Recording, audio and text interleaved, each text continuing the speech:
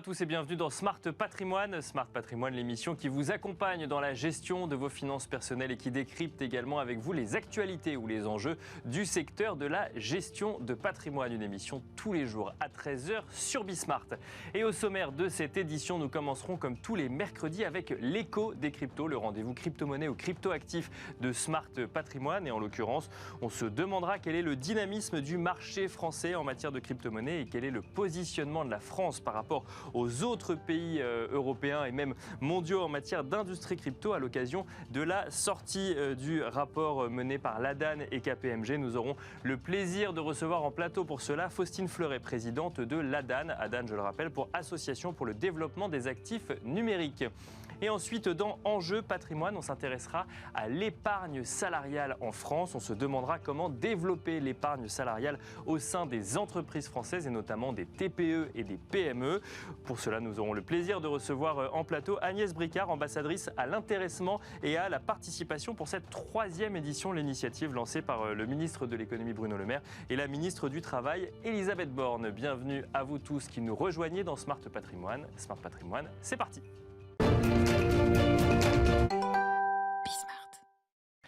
Et nous commençons donc comme tous les mercredis avec l'écho des cryptos, le rendez-vous crypto-monnaie ou crypto-actif de Smart Patrimoine. Et en l'occurrence, on va s'intéresser au dynamisme du marché français des crypto-monnaies, mais aussi au positionnement de l'industrie des cryptos en France par rapport aux autres pays européens, mais aussi dans le monde. Pour en parler, nous avons le plaisir de recevoir sur le plateau de Smart Patrimoine Faustine Fleuret, présidente de l'ADAN, donc de l'Association pour le développement des actifs numériques. Bonjour Faustine Fleuret. Bonjour Nicolas. Bienvenue sur le plateau de Smart Patrimoine. Alors, vous êtes ici pour nous parler du rapport qui a été édité par l'ADAN et KPMG, la crypto en France, structuration du secteur et adoption par le grand public. Je le montre ici pour qu'on le voit bien. Donc, un rapport fourni et détaillé. On va essayer d'en faire une synthèse ici pour essayer de comprendre un petit peu la place de l'industrie crypto en France. Juste avant de rentrer un peu dans le détail de ce rapport et des propositions que l'ADAN a également pour cette période présidentielle, mais qui sont valables également au-delà.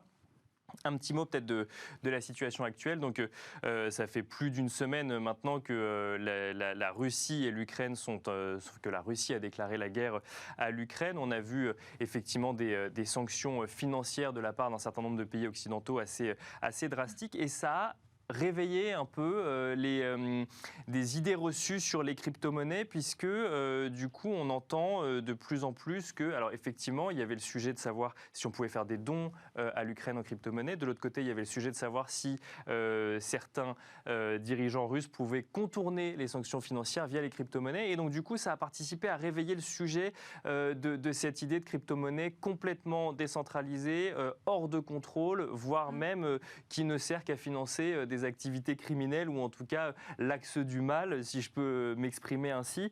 Quand on est professionnel des crypto-monnaies, quand on baigne dans ce milieu-là, quand on milite comme vous à l'ADAN pour une réglementation et un encadrement vertueux de ces crypto-monnaies, et qu'on entend ce genre de réaction de la part de responsables politiques ou dans les médias, est-ce qu'on se dit qu'il y a encore du chemin à faire pour une réglementation vertueuse sur le sol français en matière de crypto-monnaie ? Alors, il y a encore du chemin à faire, mais pour rappeler que la réglementation existe. D'accord. Parce qu'au niveau de la France, si vous êtes une plateforme qui adresse le marché français, qui est établie en France, vous êtes déjà soumis à la réglementation en matière de lutte contre le blanchiment et le financement du terrorisme, qui est le socle aujourd'hui de l'application des sanctions à l'égard de Vladimir Poutine et des oligarques russes. D'accord. Donc, les acteurs français sont déjà en mesure de mettre en place les sanctions qui sont imposées, et y compris du coup sur les portefeuilles de cryptoactifs de ces gens-là. Donc elles n'échappent pas, les crypto-monnaies en France, opérées par des acteurs français, n'échappent pas finalement aux sanctions du monde occidental vis-à-vis de la Russie.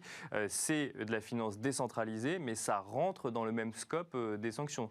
Alors, la réglementation existe pour ces plateformes-là.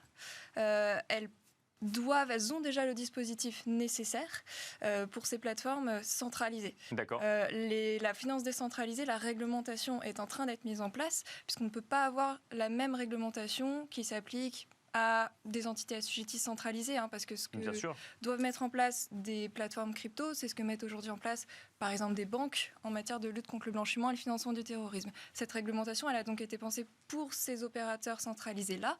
On est en train de réfléchir au cadre adapté pour le monde décentralisé, bien sûr, où on a besoin de plus de réflexion de plus long terme. Donc au niveau français, on est déjà très en avance. Et au niveau européen, on n'attend pas, les débats sont déjà en cours pour harmoniser, puisqu'on parle des acteurs français qui sont déjà vertueux. Bien sûr. L'enjeu aujourd'hui, c'est qu'on étende cette vertu. Donc on harmonise l'application de la réglementation à l'ensemble des acteurs européens et qu'on réfléchisse à cet encadrement adapté pour l'innovation décentralisée. Donc, pour quand même combattre une idée reçue, on parle de finances décentralisées, mais on peut quand même agir pour vérifier, entre guillemets, ou interdire un certain nombre d'activités sur cette finance décentralisée. C'est possible au niveau français et ce sera possible demain au niveau européen si les échanges aboutissent. Alors, il faut rappeler en fait les caractéristiques intrinsèques des technologies blockchain, des cryptoactifs, qu'on soit dans un monde centralisé ou décentralisé, à savoir leur traçabilité, qui est vraiment inhérente à la technologie. Oui, on rappelle souvent qu'une blockchain, c'est comme un livre de compte ouvert et on voit à chaque fois toutes les transactions qui ont eu lieu sur une blockchain. Complètement. Donc, si vous faites une transaction, quel que soit le moyen, en cryptoactif, c'est transparent. Et cette transaction va laisser des traces de façon permanente sur ce registre qui est public et sur lequel vous pouvez accéder avec une simple connexion Internet. Donc il y a ça, il y a l'absence d'anonymat aussi, puisque c'est aussi beaucoup l'idée véhiculée que les cryptoactifs sont anonymes. Les cryptoactifs sont pseudonymes. Donc ensuite, c'est grâce à cette traçabilité, grâce à des outils notamment d'analyse transactionnelle, qu'on va pouvoir faire des recoupements d'informations. Donc on n'est pas sur des cryptoactifs anonymes, mais bien pseudonymes. Donc les caractéristiques des technologies, couplées à une réglementation adaptée et proportionnée, font que les cryptoactifs, et on l'observe en fait, ne sont pas des outils de contournement des sanctions aujourd'hui. Et au contraire, ce sont des outils qui ont, on le voit, une utilité sociale. On a vu énormément de dons envers l'Ukraine, envers le peuple ukrainien, en cryptoactifs, parce que à un moment où on peut avoir, par exemple, de la rétorsion sur des actifs, sur des comptes bancaires, si on a un gel des comptes bancaires du peuple ukrainien ou russe, si on ne peut plus retirer, comment on fait ? Le don en euros, le don en dollars, il est plus possible. Payer son pain en euros, en dollars, il est plus possible. Donc les cryptoactifs s'affirment au contraire comme des outils qui vont aujourd'hui soutenir ces peuples qui sont malheureusement en guerre. Alors retour en France pour le coup, et on va se focaliser donc sur le rapport donc, qui est édité par l'ADAN mais également par KPMG, la crypto en France, structuration du secteur et adoption par le grand public. Alors qu'est-ce qui nous dit ce rapport sur le secteur ? On voit notamment que 8% des Français ont déjà investi en crypto-actifs. Donc ça, c'est pour le point de vue particulier. Mais il y a aussi tout un volet qui s'intéresse aux entreprises, donc aux entreprises du secteur, donc celles qui créent des emplois, mais qui aussi doivent s'adapter à une certaine réglementation. Qu'est-ce qui nous dit aujourd'hui ce rapport sur l'état des lieux de l'industrie crypto en France ? Alors effectivement, l'objectif du rapport, il était double. L'objectif de cette étude, on a beaucoup parlé de l'état de l'adoption par les Français. C'est effectivement un volet, donc 8% de Français qui détiennent des cryptoactifs aujourd'hui, 30% qui considèrent en détenir. On a même des chiffres sur... donc 30% qui voudraient peut-être en détenir demain. Enfin, qui considèrent d'investir, qui ne l'ont pas encore fait. D'accord. Parmi donc, les Français qui ne sont pas encore dans la crypto. Et on avait même posé des questions sur... comment le sujet, quel est le degré d'importance, notamment dans le cadre de la campagne présidentielle. Bien sûr. Chiffre très étonnant, 18,4% de Français pour qui le sujet crypto aura une influence dans leurs décisions au moment du scrutin d'avril. Donc ça, c'était le premier volet de notre étude, comment les Français se sont déjà saisis de cette innovation. Bien sûr. Le deuxième volet, qui du coup est encore plus proche de la mission de l'ADAN, qui est de représenter les entreprises des cryptoactifs, c'était justement de dimensionner ce marché, parce qu'il y avait assez peu de chiffres sur l'industrie française en particulier. D'accord. Et avec aussi beaucoup d'idées préconçues sur c'est un secteur de niche, c'est un petit marché. Donc c'est exactement ce que montre l'étude, c'est que il y a une dynamique et il y a un très beau marché déjà des cryptoactifs. D'accord, ça n'est plus un secteur de niche du coup, c'est toujours un secteur de niche. Non, c'est plus un secteur de niche. Non, c'est plus un secteur de niche. On est sur une dynamique réelle avec en fait des entreprises qui vont être moteurs, des entreprises historiques. C'est assez intéressant de voir qu'on a quand même des entreprises une grande part qui sont là avant 2015, donc vraiment très précurseurs par rapport à l'innovation et qui tirent en fait tout un pan tout un échantillon de projets peut-être un peu plus immatures, mais qui sont là et qui sont drainés par cette dynamique. Donc un marché dynamique et pour autant quand même 2 grands freins qui ressortent de ce rapport au développement de l'industrie en France. Donc il y a les idées reçues à l'encontre des crypto-monnaies, on en a déjà parlé. Et il y a également une certaine frilosité du secteur financier traditionnel vis-à-vis de cette innovation. Oui, l'étude a plutôt corroboré des observations qu'on pouvait avoir, des remontées d'expérience des membres de l'association. Alors au niveau de l'accès aux comptes bancaires et des services bancaires, de crédit, bien sûr, de paiement, etc. Donc ce qu'on a montré, c'est qu'on a 70% des entreprises qui rencontrent des difficultés pour accéder à ces services. Il n'y a pas que le secteur bancaire qui est assez frileux. Le secteur des assurances également. 55% des entreprises françaises qu'on a interrogées dans le cadre de cette étude qui ont des difficultés à trouver des produits d'assurance permettant de couvrir leurs activités. D'accord.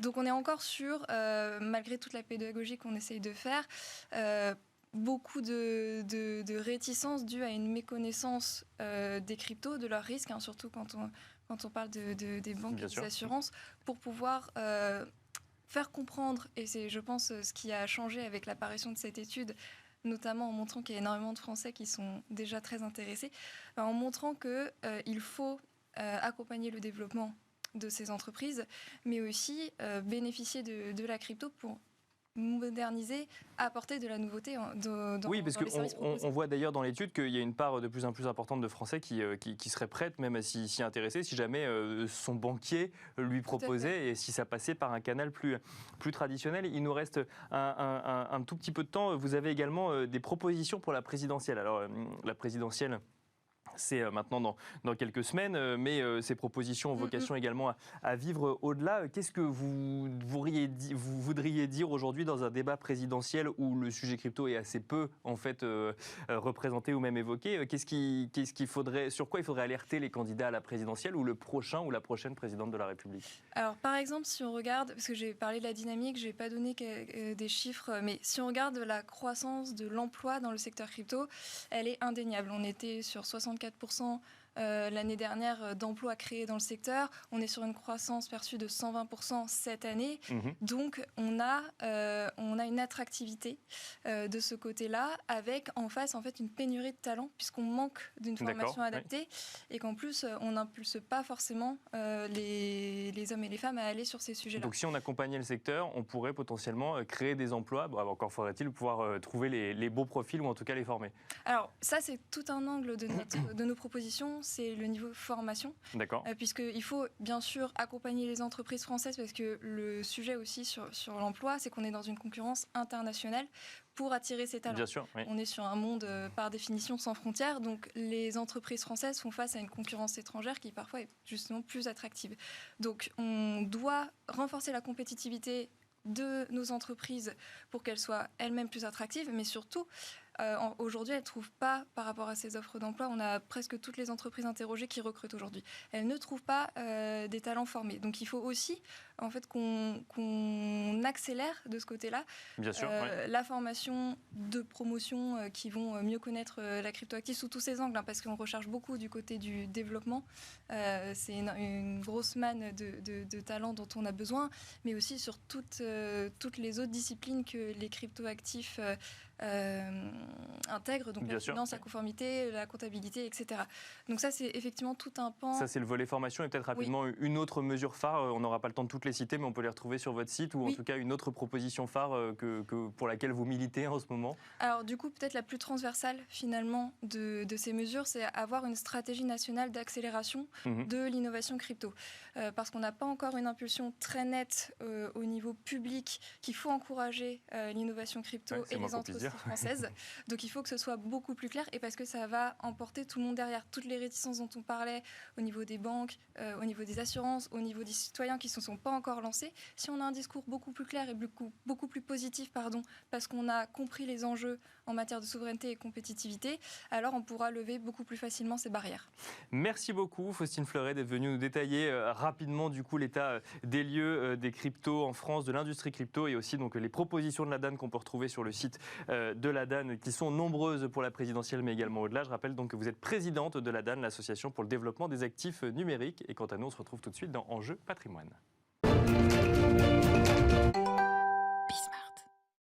Et c'est parti pour Enjeu patrimoine, où nous allons nous poser la question ensemble de comment développer l'épargne salariale au sein des entreprises françaises. Une question que nous allons nous poser avec Agnès Bricard, ambassadrice à l'intéressement et à la participation. Bonjour Agnès Bricard. Bonjour. Bienvenue sur le plateau de Smart Patrimoine. Donc, je le disais, vous êtes ambassadrice à l'intéressement et à la participation donc pour cette 3e édition de l'initiative lancée par le ministre de l'économie Bruno Le Maire et la ministre du Travail Elisabeth Borne. Une 3e édition aux côtés de Thibault Langsade, le PDG de Lumines, et François Perret, directeur général de Pacte PME, qui eux étaient déjà présents lors des éditions précédentes. C'est la première année donc pour vous. Je rappelle qu'avant cela, vous étiez et vous êtes toujours d'ailleurs vice-présidente de Pacte PME et présidente d'honneur du Conseil supérieur de l'ordre des experts comptables. On va essayer d'échanger avec vous et d'évoquer cette 3e édition de cette mission. Ça veut dire qu'il y a toujours du travail, j'imagine, vis-à-vis des entreprises françaises et des branches professionnelles en matière d'intéressement et de participation. Si on devait dresser un petit peu les enjeux en ces débuts d'année 2022, pourquoi est-ce qu'il faut continuer à faire de la pédagogie vis-à-vis des entreprises françaises, Agnès Bricard ? Je crois principalement parce qu'on a quand même en tête que dans les entreprises, il faut renforcer le lien essentiel qui s'appelle l'intérêt commun entre les salariés, l'employeur, et puis les actionnaires. D'accord. Et c'est dans le cadre de rendre plus performante l'entreprise. Donc on part de ce principe. Et renforcer cet intérêt commun, c'est vrai, c'est une action à long terme. En même temps, il ne faut pas oublier que dans le cadre de l'épargne salariale, ça permet un financement à long terme de notre économie. Donc on a quelques points importants sur lesquels aujourd'hui les 3 ambassadeurs et une ambassadrice, dont une ambassadrice d'ailleurs, donc qui permet réellement de dire oui, il faut dynamiser le pouvoir d'achat, il faut renforcer cet intérêt commun. Et surtout, il ne faut pas oublier que l'épargne salariale est au service d'un financement à long terme de notre économie. C'est ça, il y a 3 grands points. Alors, on est dans une période d'élection présidentielle, donc le sujet pouvoir d'achat est effectivement mis en avant. Il est tellement mis en avant qu'il est repris par plusieurs candidats à la présidentielle, et notamment Emmanuel Macron. C'est son gouvernement qui lance l'initiative donc, des ambassadeurs, mais qui l'a repris dans un discours il y a quelques jours. On a vu d'autres candidats également reprendre ce sujet. Donc, en fait, l'idée, c'est d'expliquer aux entreprises françaises, voire aux branches professionnelles, parce que la négociation, elle se fait aussi avec les branches professionnelles, de dire si on met en place en fait des dispositifs d'épargne salariale, que ce soit donc par intéressement ou participation, non seulement il y a peut-être plus de compétitivité, parce que plus de motivation en fait au sein des salariés, parce que associé au résultat de l'entreprise, et de l'autre côté, il y a un sujet pouvoir d'achat pour les politiques publiques, c'est ça ? Tout à fait. Alors cette épargne salariale, il y a d'abord, il ne faut pas oublier la participation. On est quand même à 38,7 aujourd'hui d'entreprises qui appliquent la position du participation. Donc ça, c'est important. Je donnerai des chiffres tout à l'heure en disant la participation, c'est quand même 9 milliards chaque année versés. Ouais. Quand on regarde l'intéressement, qui est le 2e volet de l'épargne salariale, c'est aujourd'hui 34% d'entreprises qui ont signé et qui appliquent des accords d'intéressement. C'est à peu près 8 milliards. Et puis, on a 3 milliards d'abonnements qui correspondent à ce que fait l'employeur en plus dans ce qui est PEE, PERCO, etc. Donc, on a 21 milliards aujourd'hui en France qui contribuent au niveau de l'épargne salariale. Attention, au niveau du stock. Bien sûr, regardez, il y a 160 milliards aujourd'hui, 160 milliards mis dans les PEE, PERCO, etc., qui s'appellent vraiment de l'épargne salariale, mais qu'il faut comparer aux 1800 milliards d'assurance vie quand même. Bien sûr, Donc, il y a des vrais enjeux pour salariés, employeurs, actionnaires. Et d'ailleurs, pour revenir à ce triptyque, on va dire, il ne faut pas oublier qu'on a un ambassadeur, Thibault Langsade, comme le 2e, François Perret, c'est important, qui justement ont porté depuis 2019, puisqu'ils ont une mission en 2019, puis en 2020, et moi je suis intervenu donc fin 2021, le dividende salarié. Oui, bien sûr. Oui. Et justement, ce dividende salarié, il y a une corrélation très étroite avec le dividende actionnaire. Donc, contribuer à la même performance au niveau des entreprises, c'est aussi faire en sorte que, réfléchissons quand on verse, on va regarder, a priori cette année, il y a 66 milliards de dividendes actionnaires qui pourraient être versés. Si on compare à nos 21 milliards d'épargne salariale, c'est vrai qu'il y a quand même une position à revoir. Donc, dividende salarié, dividende actionnaire, culturellement, il faut y réfléchir Et je pense que dans 10 ans, quand on se projette à 10 ans, ça sera une évidence. Alors justement, ce dividende salarié, donc c'est une proposition portée par Thibault Langsade dans un premier temps, et donc ce que vous nous dites, c'est que vous êtes tous les trois ambassadeurs, vous partagez cette position sur le dividende salarié. On peut quand même rappeler rapidement ce que c'est. Donc c'est l'idée d'appliquer un mécanisme qui aujourd'hui existe pour les actionnaires. Donc en fait, on verse des dividendes en plus, une fois que le chiffre d'affaires est suffisamment bon et qu'on n'a plus qu'on a pu verser des dividendes. Là, l'idée, c'est on ne va pas en verser qu'aux actionnaires, mais on va aussi reverser une partie aux employés sur les bonnes années de l'entreprise et puis sur les mauvaises années, là où on ne verse pas de dividendes aux actionnaires, on n'en verse pas non plus aux salariés. C'est ça l'idée. C'est vraiment ça le principe. Alors c'est porté par les 3 évidemment ambassadeurs, ça va de soi, et on constate que notre président de la République, Emmanuel Macron, à Poissy il y a 2 jours, il a repris le terme, exactement. Il a repris le terme. Donc tout le monde, on constate aujourd'hui qu'il y a nécessairement un intérêt commun dans le cadre de cette performance au niveau des entreprises ou de cette modernisation. Il faut savoir que les ressources humaines, ce sont des hommes, des femmes, que ce soit des actionnaires, que ce soit un employeur ou que ce soit nos salariés. Donc il ne faut pas oublier qu'on a quand même plus de 20 millions de salariés dans le monde privé. C'est essentiel à la contribution de la richesse économique d'un pays. Voilà pourquoi on porte ce projet à cœur. Mais il ne faut pas oublier les petites entreprises. Les moins de 11 salariés, il y a une loi du 17 juin 2020 qui permet aujourd'hui, sur décision unilatérale de l'employeur, d'assurer un intéressement, de mettre en place un intéressement. Et alors, justement, moi, c'est une question pour bien comprendre, quelle différence entre dividende salarié, intéressement ou participation? Parce que les 3, en fait, permettent de faire bénéficier les salariés de la réussite de l'entreprise sur une année, pour le coup, et sont décidés année par année. Alors, la participation est obligatoire. Depuis 59, depuis De Gaulle, c'est obligatoire.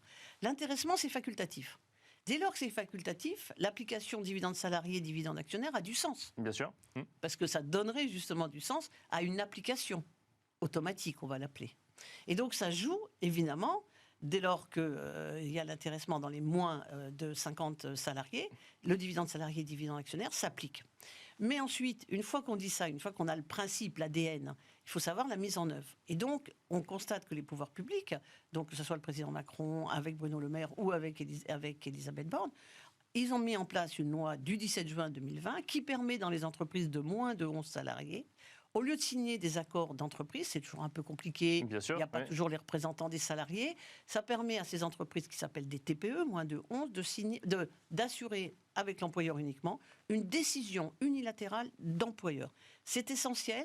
Ça peut se faire pour 1 an, ça peut se faire pour 2 ans, ça peut se faire pour 3 ans. Nous, on préconise plutôt 2 ans pour donner une stabilité. Donc une décision unilatérale d'employeur de verser un intéressement. C'est l'intéressement. Voilà. D'accord. Alors sur quelque chose qui doit être simple. Alors justement, ce qu'on voudrait nous imaginer, toujours les ambassadeurs, c'est que dans ces moins de 11 salariés, si par exemple l'accord est sur 3 ans, c'est qu'à la 3e année, normalement, ils repartent sur un accord d'entreprise. Bien sûr. Et ça, je trouve, ça fragilise l'employeur, ça fragilise la sécurité des salariés. Je pense qu'il faut réfléchir justement à une amélioration qui serait dire on revient au bout de 3 ans dans le renouvellement de ce qu'on appelle à une décision unilatérale d'employeur. Donc on va pousser ce principe-là.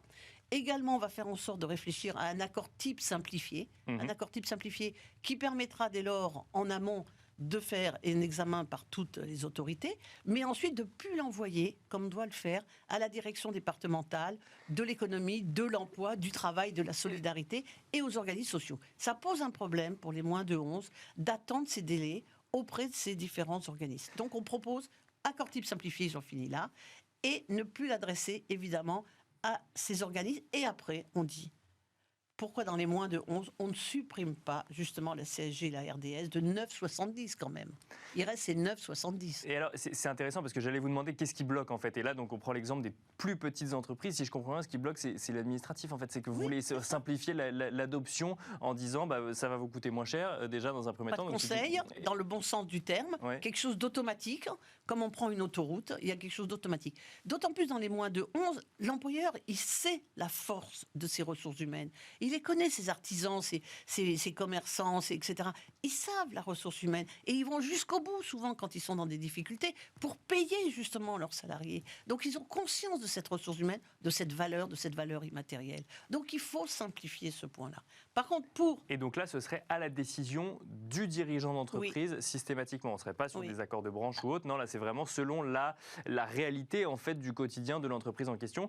Mais pour le coup, alors, l'argument qu'on peut entendre, c'est on ne donne pas la voix aux salariés de mettre en place ou non ce dispositif. Pour le coup, c'est le dirigeant d'entreprise qui décide. Oui, mais puisqu'il s'agit d'une position favorable pour les salariés, bon, ce n'est pas du tout une substitution à un salaire, qu'on soit clair. C'est un complément de rémunération. Bien sûr, oui, ça ne change rien au salaire traditionnel. Voilà, oui. donc ça ne pose aucun problème aux salariés, puisque ce n'est qu'un avantage.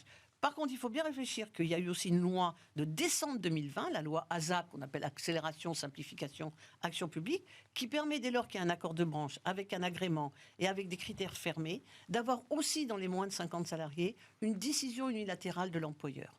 Mais il y a certaines conditions, et on est là, nous les ambassadeurs, justement, pour assurer cette signature des accords de branche avec agrément. Et alors justement, ces accords de branche, donc là j'imagine que l'idée c'est un peu de les développer sur cette année 2022, alors une année entrecoupée par une élection présidentielle. Qu'est-ce qui bloque là au niveau des accords de branche et qu'est-ce qui pourrait être amélioré? Parce que là on parle d'entreprises du coup plus conséquentes, ou en tout cas on va s'adresser à toute une filière professionnelle, donc là il faut la mettre d'accord. J'imagine qu'il y a des négociations diverses et variées. Ils comprennent aujourd'hui les enjeux de l'épargne salariale. Qu'est-ce qui fait que ça n'est pas plus mis en avant? Où est le point de blocage? Alors déjà, il faut savoir que depuis 2019, où il y a eu donc ces premières missions, il y a eu 9 accords branches qui ont été signés et qui permettent justement pour les moins de 50 salariés, signés avec des agréments, signés avec des critères fermés, de rentrer justement dans des décisions unilatérales. Sinon, c'est des accords d'entreprise. On passe d'accords de branche à accords d'entreprise. Et donc, aujourd'hui, ce qu'on constate, parce qu'on a eu une première réunion le 7 mars, donc là, il y a 2 jours, c'est qu'au niveau de l'employeur, ils ont tendance, je vois par exemple sur des entreprises d'intérim, de considérer que finalement, ce n'est pas leur priorité d'aller mettre de l'intéressement, qu'on soit clair. D'accord. Ouais. On constate même que même sur la participation, ça ne s'applique pas. Bien sûr. Il n'y a pas de bénéfice. Après, ils n'ont pas forcément, eux, de sujet de fidélisation, fidélisation des équipes. Ouais. Oui, mais c'est quand même dans le travail temporaire, dans la partie intérim, c'est des salaires qui sont assez bas. Donc c'est vrai qu'il faut qu'on réfléchisse vraiment avec eux sur l'intéressement, qu'on soit clair. Pour autant, on constate que sur un certain nombre de branches, ils veulent bien y réfléchir. C'est à nous aussi d'y apporter plus de vulgarisation. Parce que c'est vrai qu'il y a toujours des a priori. Par exemple, les centrales syndicales, on les a entendues le 7 mars. Elles ne veulent pas imaginer, quand elles vont signer leurs accords de branche, de ne pas commencer d'abord par les augmentations de salaire. Et c'est une priorité. Ensuite, l'accord d'intéressement, pourquoi pas. Mais on ne peut pas leur dire, on passe à un accord de branche sans d'abord regarder les salaires en priorité. Ah oui, donc la complexité de la négociation, elle est là. Oui, c'est ça. C'est là où on a aussi. Donc, pour une fois, je constate qu'il y a d'un côté des employeurs qui ne vont pas nécessairement à se réfléchir sur oui, je vais faire un partage de mon bénéfice. Et de l'autre côté, il y a des centrales syndicales qui disent on ne voudrait pas évacuer le problème des augmentations de salaire par le biais de l'intéressement. Donc voilà, il est là le point de blocage. Et donc, on est là pour assurer dans une négociation de ce qu'on appelle des a priori sur lesquels, à chaque fois, on va essayer d'enlever les obstacles et puis surtout dialoguer, de négocier, d'apporter notre validation d'acquis. Merci beaucoup Agnès Bricard d'être venue sur le plateau de Smart Patrimoine nous expliquer un petit peu les enjeux pour cette année 2022 en matière d'intéressement, de participation, mais surtout d'épargne salariale. Je rappelle que vous êtes ambassadrice à l'intéressement et à la participation, mais également vice-présidente de Pacte PME et présidente d'honneur du Conseil supérieur de l'Ordre des experts comptables. Et merci à vous de nous avoir suivis. On se retrouve demain pour un nouveau numéro de Smart Patrimoine à 13h sur Bismart.